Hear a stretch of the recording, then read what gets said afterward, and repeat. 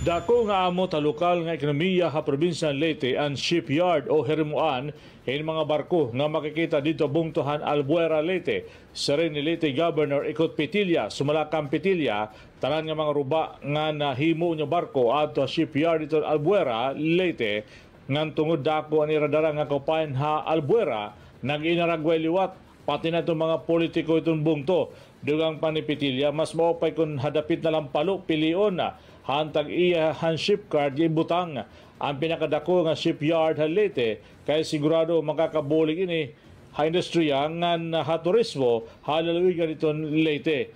Dirila ang Leyte nanihimo yung dagko nga barko pan komersyal kundi ang mga taga-Samar usan suro kanira pakabuhi ang panhimo hay mga dagko nga sakayan pandagat o motorized bangka. Kinin aton shipyard usa nga key factor is it bagan be it baga purma pahit dagat di dahal buwera ang baga surod lun hinguti ay nan adiha eastern adiha western seaboard kana sa kano diri na rin taklupan diri palok kaya ini natubang kita hit Pacific Ocean o pwede diha western kaya baga diri duro mapalud nang kung may bagyo diri magkusog.